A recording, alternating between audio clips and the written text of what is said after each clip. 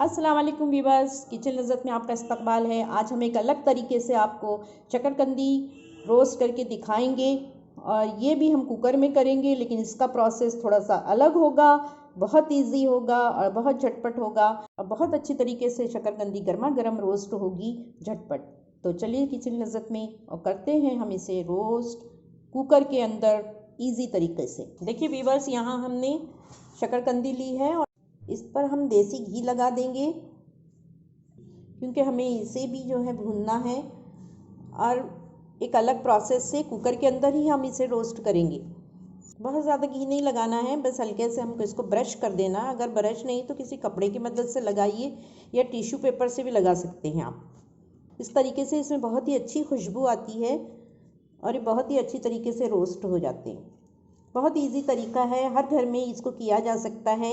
आजकल जो है कोयले वगैरह नहीं मिलते हैं, नमक या रेत में भूनने से भी जो है इसका टेक्सचर ख़राब हो जाता है। तो इस तरीके से बहुत इजीली आप जो इसको भून सकते हैं, बहुत ही जल्दी 5 मिनट में ही ये वाला प्रोसेस हो जाता है। रिवर्स मैंने इस पर अच्छी तरीके से देसी घी लगा दिया, जो है बहुत जल्दी जम रहा है इसके अंदर। नो प्रॉब्लम, आप अच्छी तरीके से लगा लीजिए। इस कुकर के अंदर भी मैं लगा दूंगी अच्छी तरीके से घी, ताकि ये अंदर जो है चिपके नहीं।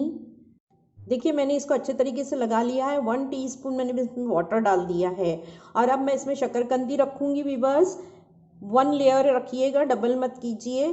देखिए अब इसमें शकरकंदी रखी जा चुकी है और मैं इसको ढक्कन लगाऊंगी और 1 सीटी लूँगी सिर्फ।